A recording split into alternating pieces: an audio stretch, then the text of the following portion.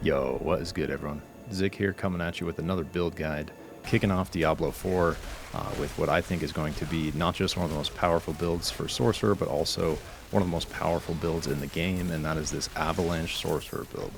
I've been playing this build pretty much exclusively since level 1, really trying to figure it out, test different variations, and understand exactly how it works, mainly so I can slay more demons quicker in a really badass way, but also so I could share it with others. So one of the main reasons why this build is so strong, and sort of how I knew it was going to be strong, is the way ice magic works in a lot of games, especially Blizzard games, where everything you cast adds a chill effect, which slows enemies down, and then as that chill effect stacks, eventually they get frozen to where they're basically stunned, and then while they're stunned, they take extra damage from everything because they're vulnerable, and so once again, Frost Mage is OP.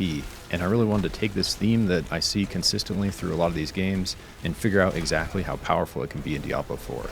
And this is by no means an endgame build guide. As you can see, I'm only level 46. However, I've proven that it is a very strong build for leveling up, especially decimating large groups of enemies very quickly. And while I hope to be playing all the different classes and bringing you a bunch of different build guides, I really think this one's going to remain one of the strongest, which is why I chose to do it first. And I absolutely plan on doing a advanced build guide when I get closer to level 100 and I have a lot of Paragon points to play with and some of the really epic legendary stuff and those pairings and synergies and figuring out, you know, kind of the best way to min-max this.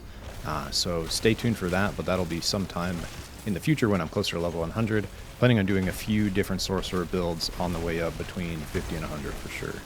But for now, for this video, we're going to start off with sort of the general combat strategy, which besides, you know, where to allocate your talent points, is pretty much the main thing you need to know to play this build effectively, is what do I cast, when, and why. Then I'm going to go through the progression of the build, which basically, through testing it a lot, leveling up myself, I'm going to show you exactly what order I would do the talent points in, and this is where we're going to take a closer look at each individual talent and kind of what it offers to the build and how and why it all stacks effectively. And then finally closing out with gear, items, attributes, those sorts of considerations. So here we go. Alright, so core to the combat strategy is going to be understanding each of your abilities, at least at a basic level. And we'll get into more of the detail of this stuff when I go through the progression in the next section, but for right now, I'm just going to do my best to summarize each ability and explain at a high level how it works so we can get to sort of the combos and how and why the combos work so well. Alright, so starting off with your basic left-click ability, which is Frostbolt. Frostbolt is a single target, fairly low damage, free to cast spell. That's basically going to be the way you stack your chill effect. It'll have a chance to explode in an AoE when you hit chilled enemies with it. It'll have a 100% chance to explode when you hit frozen enemies. And it is also going to give you mana. And so it's going to be your primary mana regeneration method when you don't have enough to cast your other abilities. Next is your core ability, which is Frozen Orb. This is really your main damage pump. You're going to get most of your DPS from this and Blizzard, and some of the exploding from your Frostbolt for sure. But basically this is going to travel through enemies and deal damage, and then it's going to explode at the end of its path and deal a little more damage. And as it passes through enemies, it's going to chill, and then on the explosion, it's going to chill again.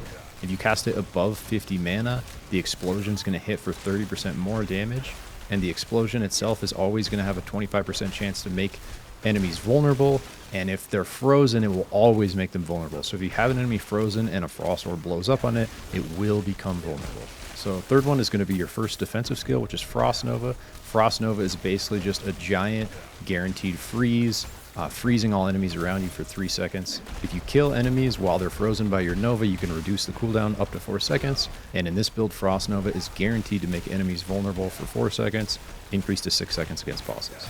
For the fourth skill, we're doing something a little interesting where we're not going to take a conjuration skill. The reason this is because I found the Ice Blade skill to be pretty underwhelming amount of damage. I thought the cooldown reduction with the vulnerable thing might make it pretty good, but it just takes too long to cast. That's my main problem with it, is the casting animation is way too long to be able to like use it effectively in combat scenarios. And so rather than take a conjuration skill, we're going to blow everything up ourselves and give ourselves some more damage and freeze utility by taking a second defensive in ice armor.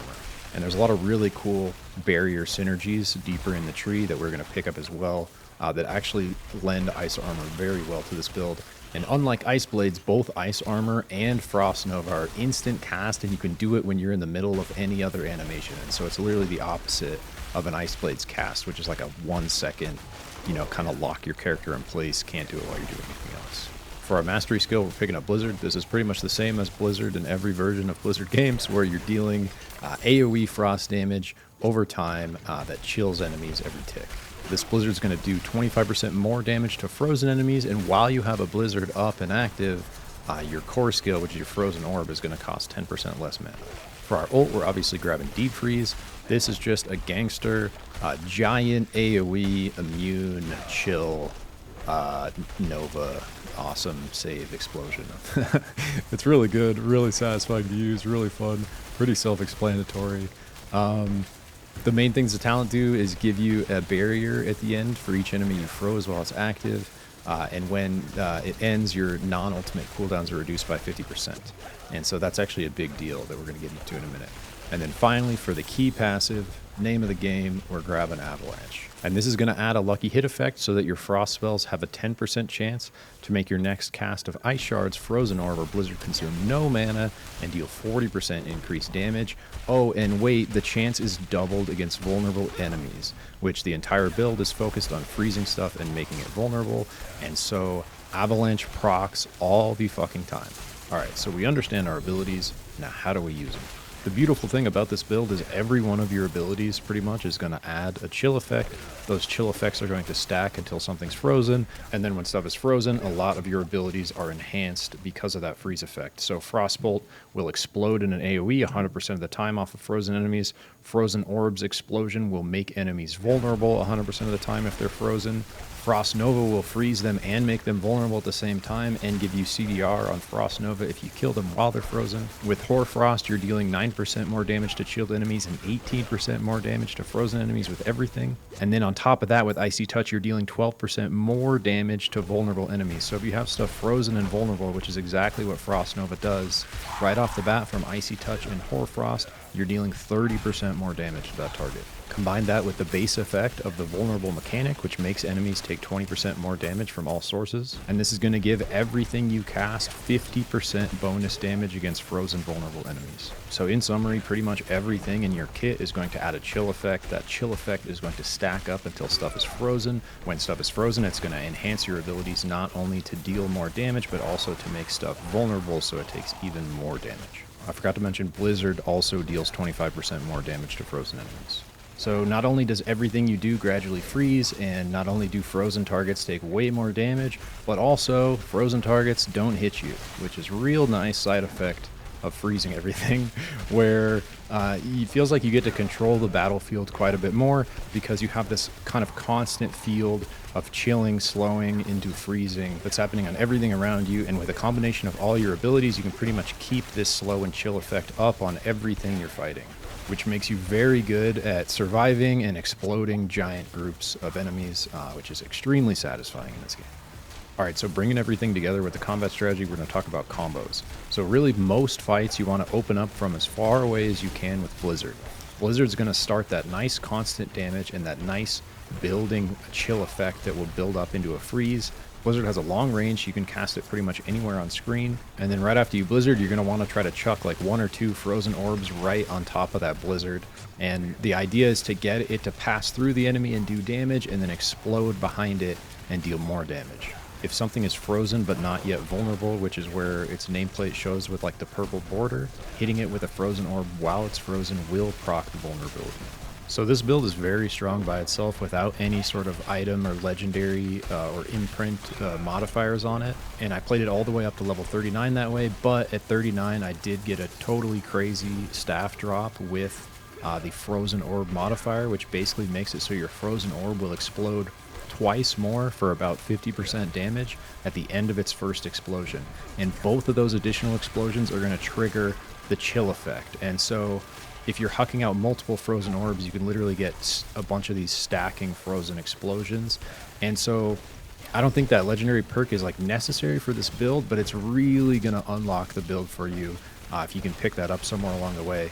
and add it to your kit, you know, do the extract and put it on another piece of gear, or just find a good, you know, weapon or whatever that already has it on it. And I expect this to be, you know, just the first of many really cool legendary and then unique item synergies that are going to play into this build. But I wanted to make a build that's sort of good without all this stuff. So everything we're talking about is without that legendary effect. The build's very good without it, and that's just going to make it absolutely decimate, like you're seeing here. All right, so the combo so far is Blizzard into Frozen Orb, and that's going to take a good chunk of your mana. Blizzard is 40 mana, Frozen Orb is 40 mana, so if you have 120 mana, you know, it's literally just 3 casts. But the cool thing about mana is you have pretty good just generation over time, even during combat.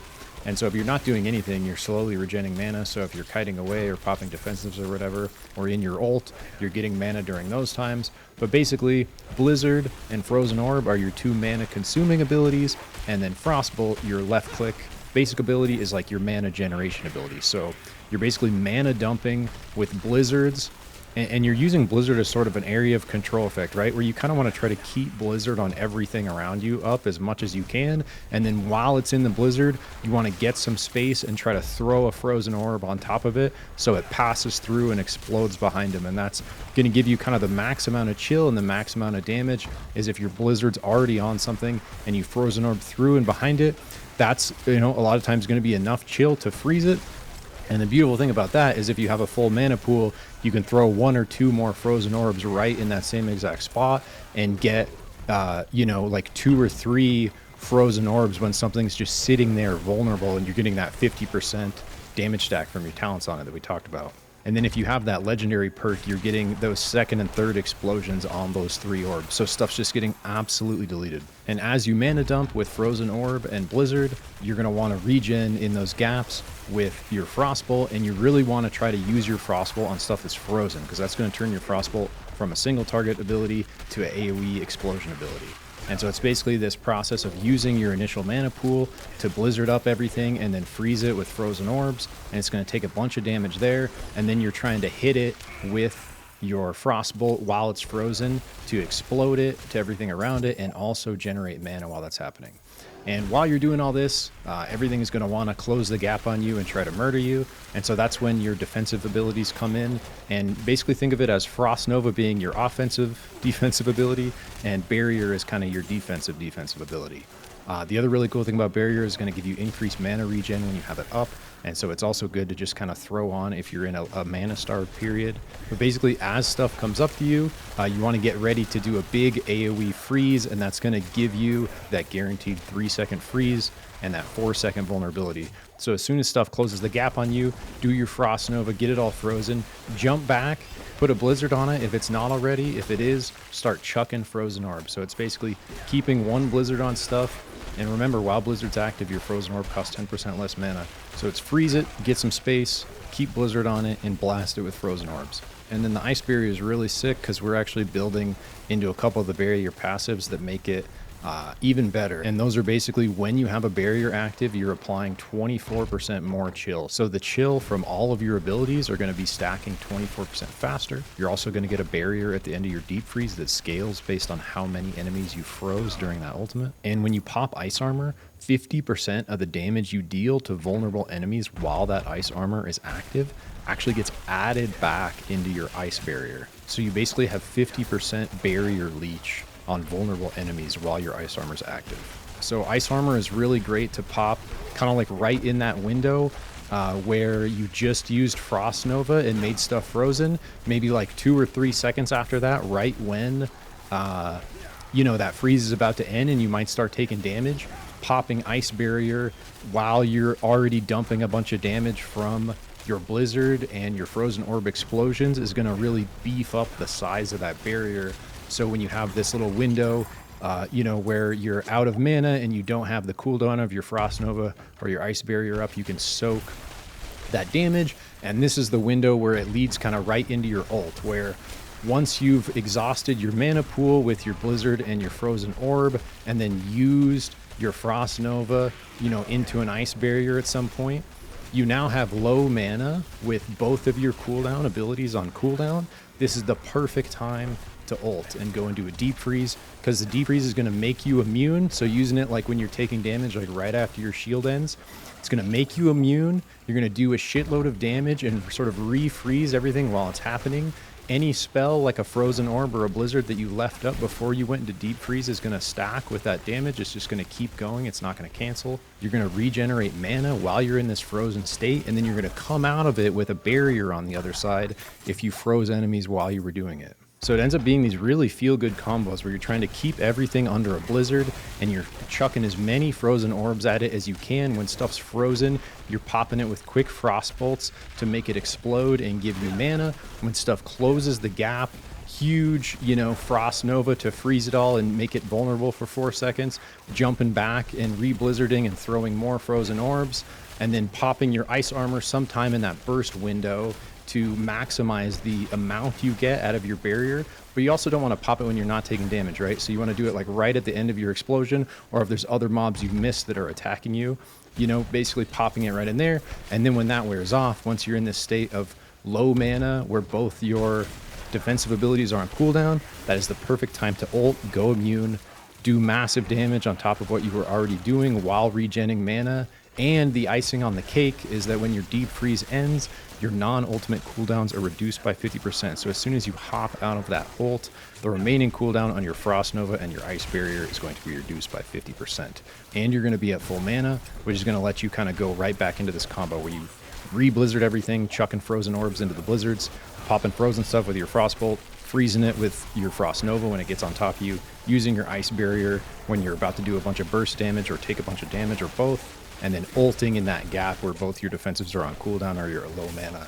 And then the final thing that stacks with all these combos and really makes this build kick is during all this, you're going to be getting a bunch of Avalanche procs. And so your Avalanche proc is basically going to make your next Frozen Orb or your Blizzard free, like cost no mana, and deal 40% more damage.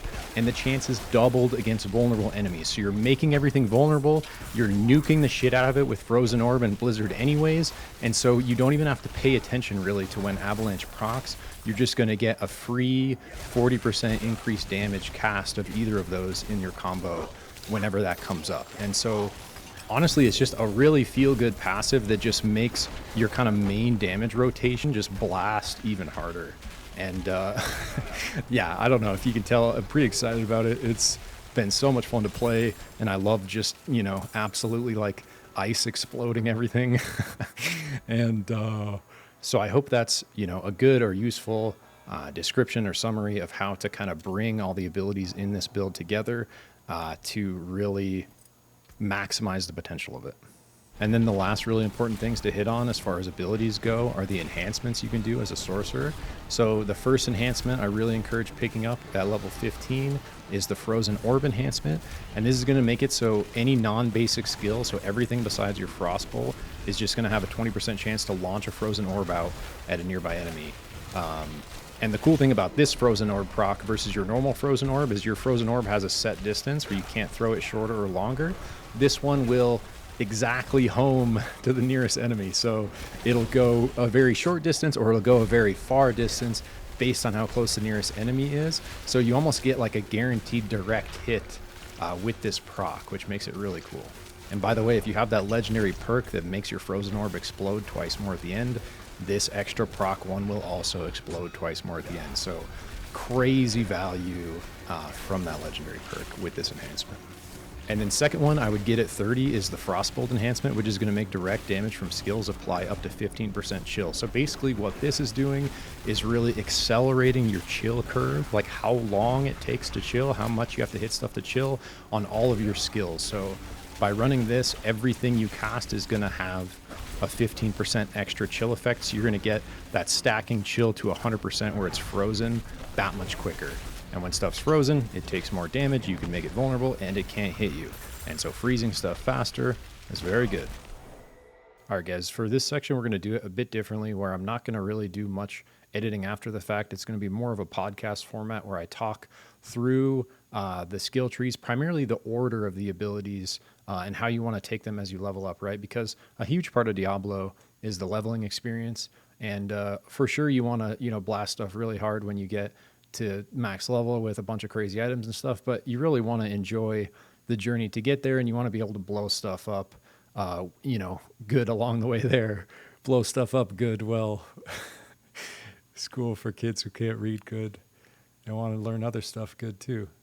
The other reason I'm doing it this way is just because this talent tree is big, wonky, and really hard to kind of like show a snapshot of or like visualize on one page. And so I'm on this d4builds.gg. It's only this and Wowhead that have one. I like this one a little bit more right now. It'd be really nice if they put in like a build order that showed exactly, what order you were taking the talents in like a snapshot at the bottom or top here. That would make it a lot easier to share.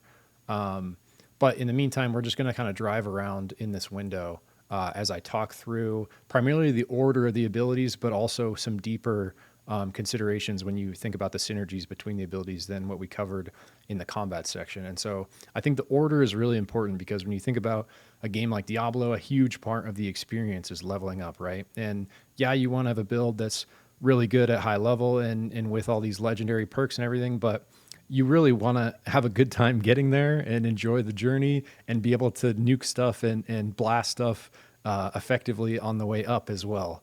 And that's going to make that journey more enjoyable, go quicker, and just be kind of better overall. And so because I've played this build from level 1, I think it scales very well as you level. You don't need a bunch of crazy stuff for it to be good. But when you do get that crazy stuff, it gets way more insane.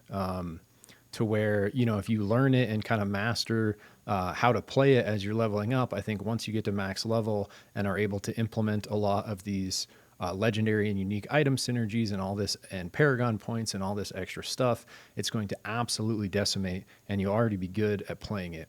So starting off at level 2, where we get our very first ability, we are grabbing Frostbolt. So Frostbolt is our primary left click ability.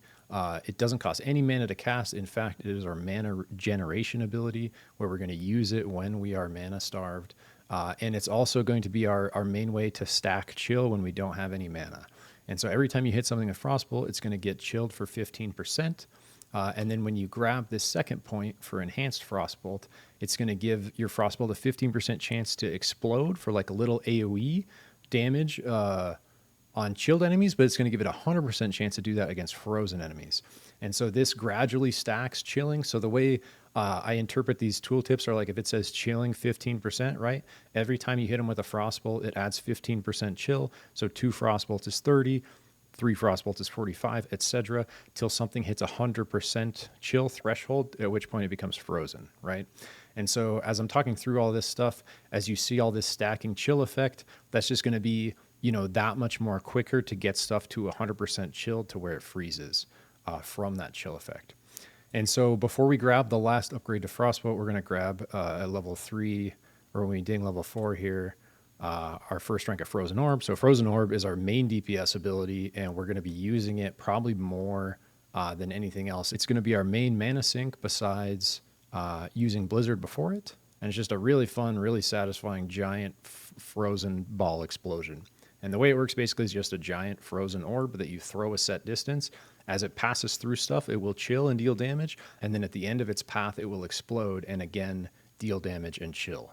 And so the ideal way to use this is try to throw it through something so it passes through the target and the target's still in the radius of the explosion at the end. So they get hit by the initial pass through and get chilled, and then they get hit by the explosion damage and chilled again. And then with this first upgrade, when you cast Frozen Orb above 50 mana, it's going to do 30% more damage from its explosion.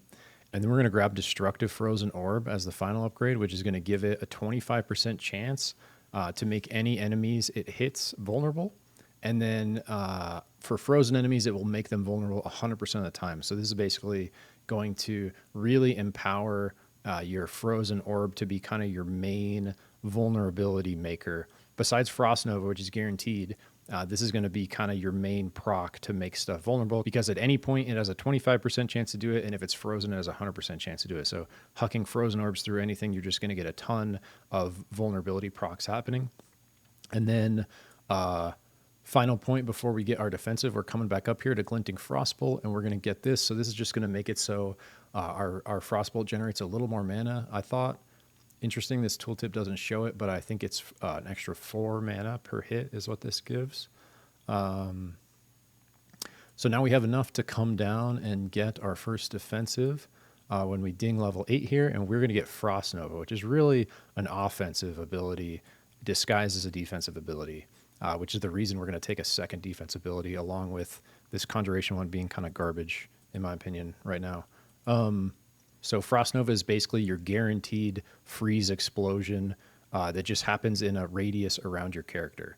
And so it's really good if stuff's swarming you to freeze it and get out of there, but it's also really good to dive in and freeze everything to set up your nuke. And the main reason that is because the upgrades for Frost Nova are kind of insane, where this first one gives you some cooldown reduction if you kill stuff when it's frozen from your Frost Nova, but this mystical Frost Nova is going to make it so it's guaranteed vulnerability for 4 seconds after it gets hit with Nova, 6 seconds on bosses. So even if you use Frost Nova on the boss that doesn't get frozen, it's going to have 6 seconds of vulnerability from that ability. And so whether you use Frost Nova offensively or defensively, everything that gets hit by it is going to be vulnerable, which is good. Not for them, for you. And then if you want, you can grab Ice Armor right here. I like to go 3 in Glass Cannon next. And this is just going to give you 18% more damage straight up. And you're going to take 9% more, but with the combination of Frost Nova and Ice Armor, you're not going to really be worried about that because you're not taking damage a huge amount of time, especially combined with the fact that your build is focused on slowing and then freezing everything solid to when it's slowed, it has a harder time reaching you to hit you, and when it's frozen, it can't hit you because it's stunned.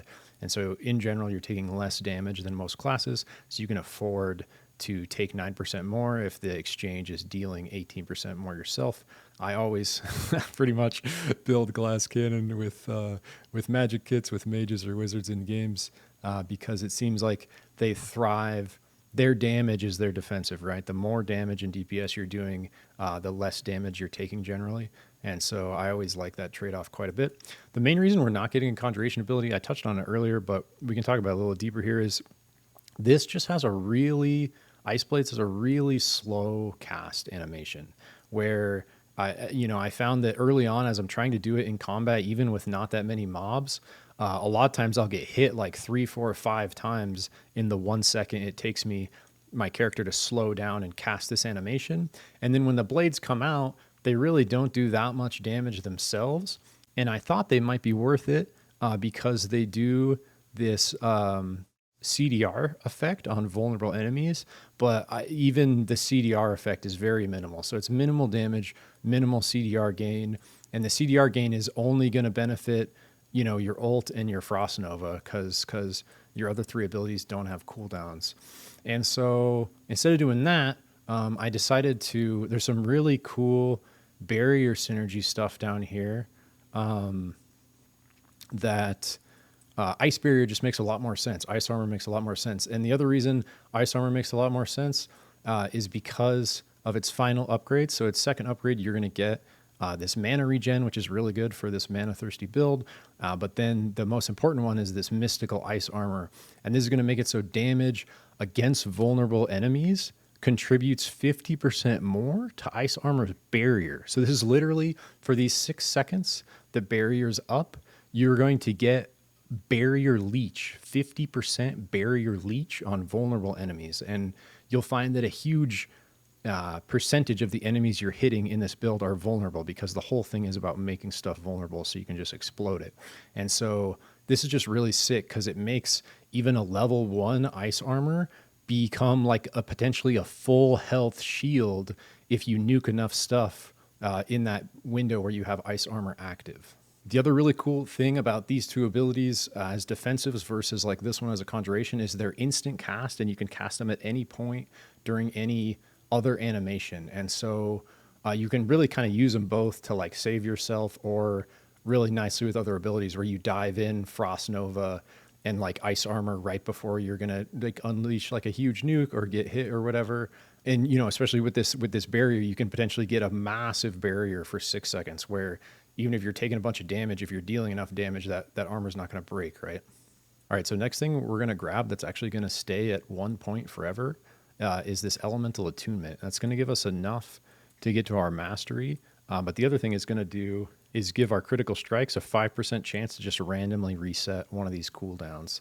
And so it's extra valuable because we're running 2 defensive abilities. And it's really nice to get early, but I don't think it's worth more than 1 point because it can only happen every 10 seconds. And so, let's say you sunk 3 points into it and critical strikes have a 15% chance to reset the cooldown. If you're critting a lot, there's a good chance that happens more than once every 10 seconds. And so I think just 1 point to give you the chance of having that happen is solid, and we need the other points for other stuff. And that's going to give us enough to get to our mastery tree. So here, as we ding level 18, we are going to be able to get Blizzard.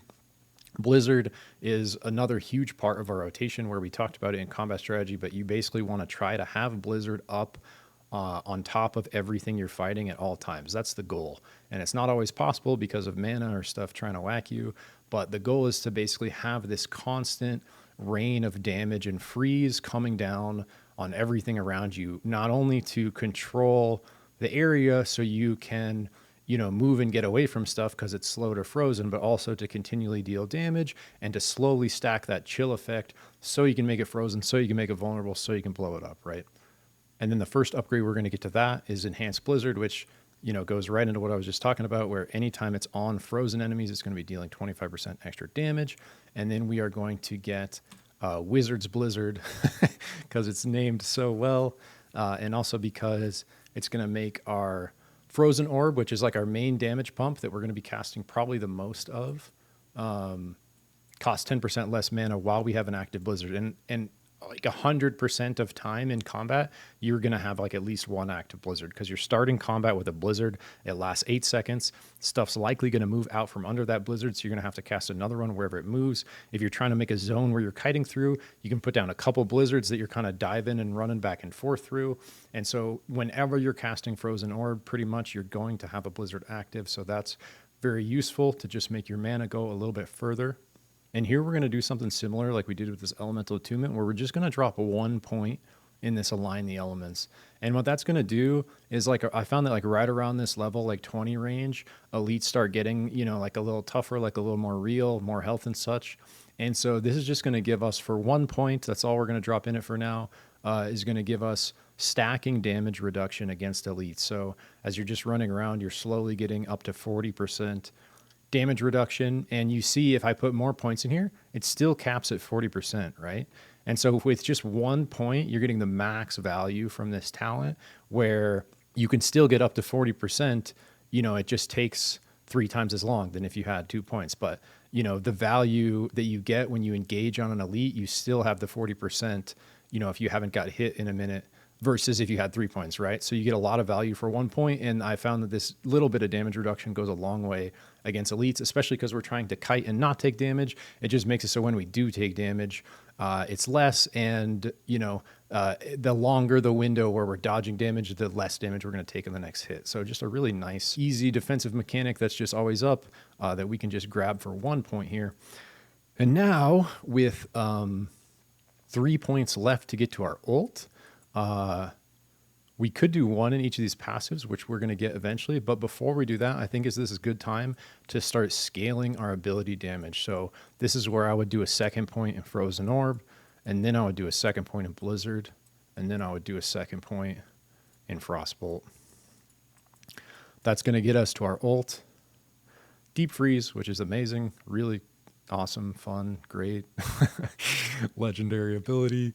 And then we're going to get the 2 upgrades. So this first upgrade is going to make it so everything you froze, like while you were in your deep freeze, anything that gets froze, you're going to get 10% of your life as a barrier for each frozen enemy. So if you froze 5 enemies, you're going to get a 50% life barrier for 6 seconds when deep freeze ends. And because we're getting 1 in Icy Veil later, and we're going to have 3 in Cold Front, you're going to benefit.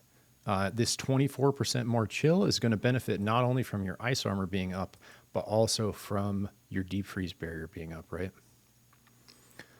And then the final upgrade for deep freeze is Supreme Deep Freeze. And this is going to make it so your non-ultimate cooldowns are reduced by 50%. So the only thing that has a cooldown besides your deep freeze is your 2 defensives, your Frost Nova and your Ice Armor.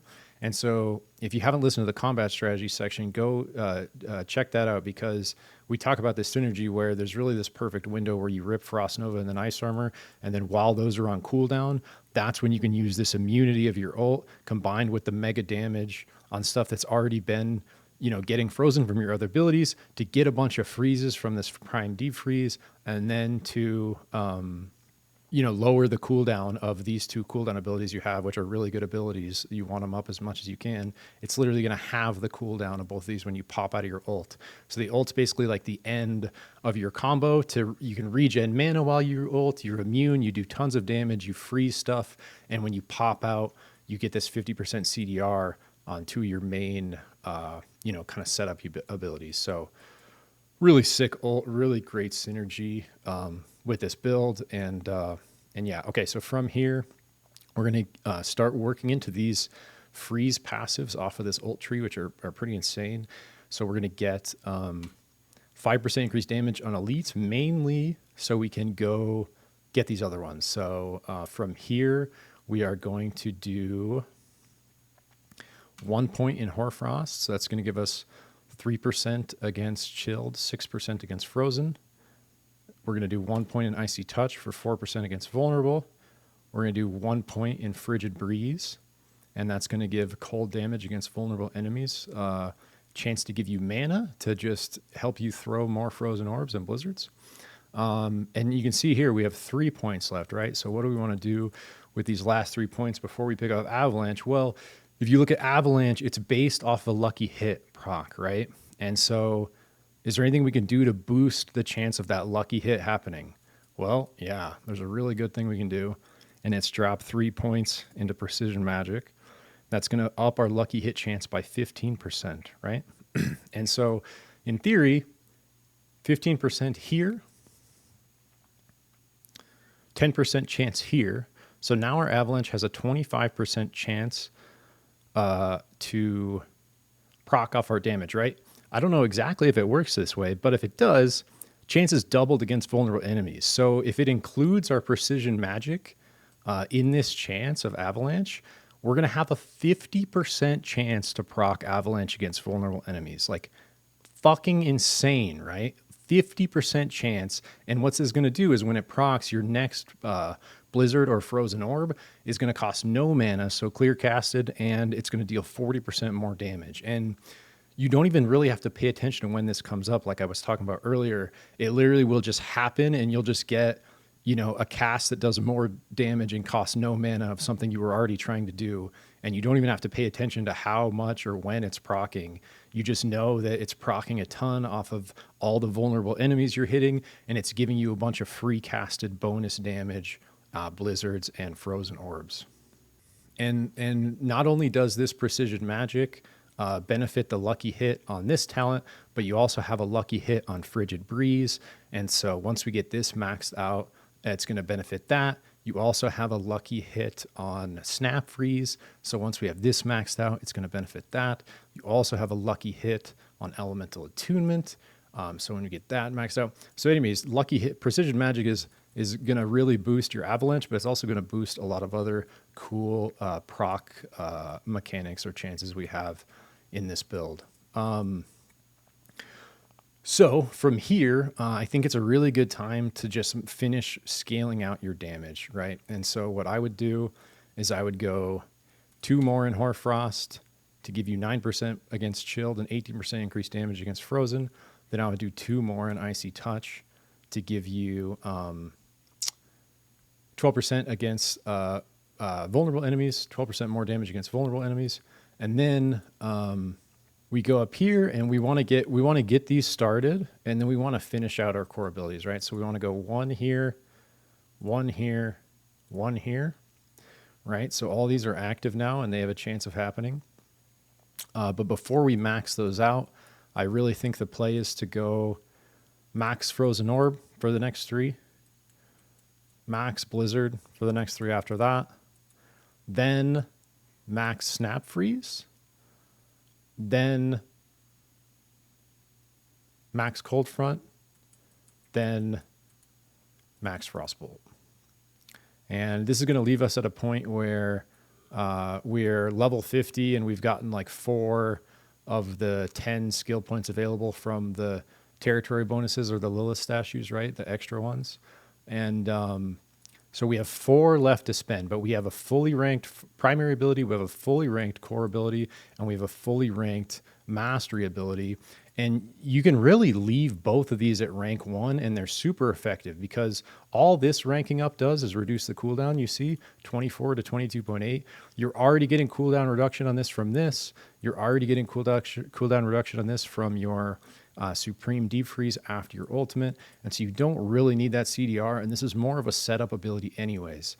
And then same thing with your Ice Armor, where you can see clicking on it like scales the amount of damage you do, and you can see it's not by much, right? It's like going from rank 1, which is 30%, going to rank 5, you only get 12% more of your base life from putting points into this, where you're getting 50% of the damage you deal to vulnerable enemies as this barrier. So really, the base value you put on yourself doesn't matter for shit as long as it's something, because it's going to get way bigger based on you nuking everything while it's up, right? And so you can really build it to like 100% or more of your health if you play it well, right? If you play it correctly and you're using it at the right times, where you're lining it up with your burst window, with when you're going to take damage. So we're going to leave both those at 1 point.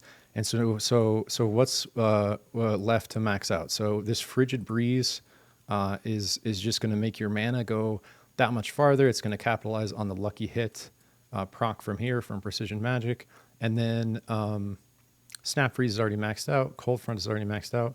You know, I might go back and do Frigid Breeze before I do Cold Front.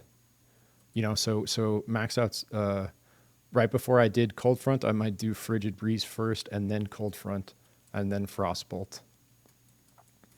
But either way would be good. Just a little, you know, a little like min-maxing that I'm thinking about after the fact. So with these last 2, what can we do, right? Well, we could max this one out, but as we already talked about, even getting it to 3%, the cap's still 40, right? So that's not that great. We could max out this barrier duration, and that's going to give our barrier not just from Ice Armor, but also from our Prime Deep Freeze a little longer duration. But if you consider what 15% of 6 seconds is, so like consider 6 seconds, right? 10% is 0.6 seconds. So what's half of 0.6? 0.3. So 0.6 plus 0.3 is 0.9, right? So for 15%, you're going to get 0.9 extra. So basically, let's round up to a second. You're going to get 1 extra second on your 6-second barriers from this talent. And like, do I think that's worth it? Not really, right? I think what I would do, which is going to go the furthest, is taking these final 2 in Permafrost, which is going to give you 10% more damage against elites with your frost skills, which is going to be all of your damage against elites is going to be from your frost skills, right? And so that's just going to give you, you know, because this build is a little better in like AoE scenarios against large groups, it definitely can blast single target, but it's not necessarily, you know, like a single target damage focused build. This is going to give you just that little damage boost to help you bring down elites and boss fights and that sort of stuff that much quicker, right? All right, so this is the final build. In summary, you know, that's pretty much all I have to say about it right now. But like I said earlier, I'm going to be, you know, playing the shit out of this on and off as I try other builds on my Sorcerer, getting up to level 100. And I'm absolutely going to be, you know, really trying to figure out how to min-max this with those extra Paragon points when I'm closer to 100, with, you know, some of the added item synergies and legendary stuff and such like that. And so definitely a work in progress. If you have any thoughts on, you know, my choices here or my thought process, would love to hear that in the comments and get a chance to, you know, see other people's perspectives and see what you guys think about kind of my logic here.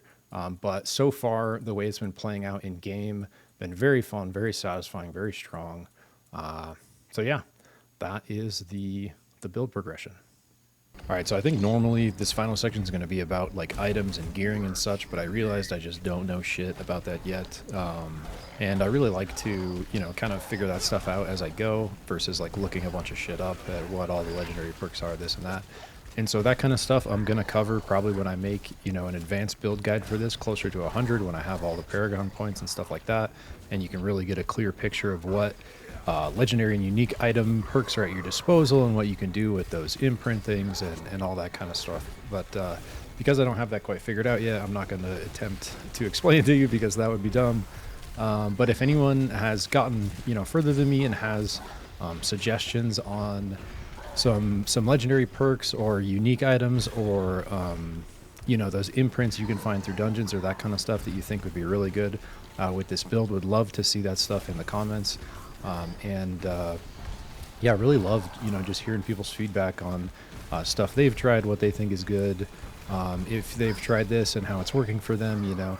That sort of stuff is always really cool to get to see and interact with in the comments. So besides that, that's pretty much all I got. I'm really going to be trying to do a few more kind of starter sorcerer builds like this one for lightning and one for fire in the not too distant future here, like in the next week or two. And then from there, look at more, sort of like end game, closer to level 100 sorcerer builds as I get higher level myself. And then also starting to play and understand other classes so I can make build guides for those as well. And so if you're one of my old homies from New World or from WoW, I still play those games. I always have a hard time committing to New World for many reasons, probably like a lot of you. But it's still a fun game. I still play it. I have a couple build halfway in the works that I haven't ever released. And so might do those. Looking at potentially doing some WoW Classic hardcore stuff. But yeah, all that's TBD. And I really want to try to get some dope Diablo shit out. And really appreciate you watching this and checking it out. Hope you got some value from it. Hope a lot of you are going to end up giving this build a try. Sorc is really fun, by the way. Really loving Sorcerer. Magic always really strong in these games, but especially Frost Sorcerer, feeling really good. But yeah, that's it for this one. I will catch you in the next one. Peace.